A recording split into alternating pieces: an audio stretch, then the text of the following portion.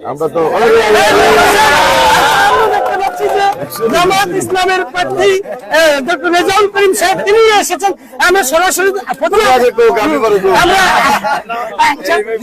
আমরা প্রথমেই ডক্টর রেজাউল করিমের কাছে আমরা পরে যাচ্ছি। দুজনেই সম্মানিত মানুষ, আল্লাহ আজকে কাকে কামিয়াব করে আমরা জানি না, তবে শহীদুদ্দিন চৌধুরী আনি ও জনপ্রিয় মানুষ। আমরা আপনার কাছে প্রশ্ন, আমি 4টা ভোট কেন্দ্রে গিয়েছি, সকাল 7:30টায় ভোট শুরু হয়েছে।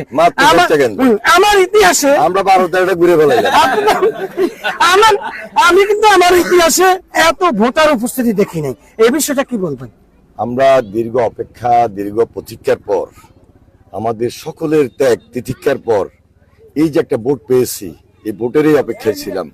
ইনশাল্লাহ আজকে আমরা সবাই ঐক্যবদ্ধ যে একটা সুস্থ, স্বাভাবিক, নিয়মতান্ত্রিক এবং নিয়ম অনুযায়ী সুন্দর ভোট অনুষ্ঠিত হচ্ছে এবং হবে।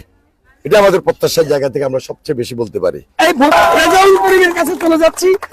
আপনার কাছে প্রশ্ন হচ্ছে, আপনার প্রধান প্রতিদ্বন্দ্বী যিনি, আপনারা এই 22 দিন আপনারা লক্ষ্মীপুরকে কাঁপিয়ে তুলেছেন, আপনাদের এক একটা মিছিল ছিল একবারে জনসমুদ্র, যেমন বিএনপি ছিল তেমন আপনারও ছিল।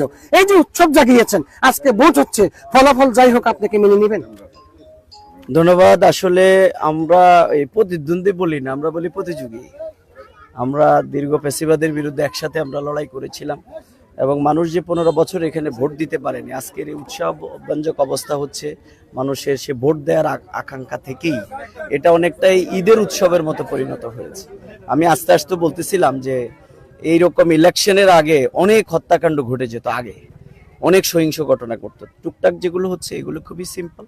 আমরা আশা করি যেভাবে ভোট হচ্ছে, এই ভোটের মধ্য দিয়ে যে রেজাল্ট হবে এটি জনগণের দেয়া রেজাল্ট, সেটি অবশ্যই আমরা যার জন্য যেটি আসবে সেটি আমরা মেনে নেব। এখন আমরা দেখেছি বিএনপির যুগ্ম মহাসচিব এবং জামাত ইসলামের প্রার্থী জনাব ডক্টর রেজাউল করিম সাহেব একই সাথে এসেছেন। এটি গণতন্ত্রের জন্য দৃষ্টান্ত হয়ে থাকবে বলে আমরা মনে করি। তারা দুজন একই সাথে কেন্দ্রে প্রবেশ করেছেন, আপনারা দেখতে পাচ্ছেন একই সাথে তারা কেন্দ্রে প্রবেশ করেছেন এবং এটি রাজনীতিতে এটি একটি গুণগত মডেল হয়ে থাকবে বলে আমি মনে করি এবং রাজনীতিতে একটি দৃষ্টান্ত হয়ে থাকবে। আমরা রাজনীতিতে একটি দৃষ্টান্ত হয়ে থাকবে এই উপস্থিতি। দুই প্রার্থীর একসাথে ভোট কেন্দ্র পরিদর্শন, এটি রাজনীতিতে একটি নতুন উদাহরণ সৃষ্টি করবে বলে আমরা মনে করি এবং দুইজনে কিন্তু হেভিওয়েট প্রার্থী, বিএনপি এবং জামাতের প্রার্থী দুইজনে হেভিওয়েট প্রার্থী।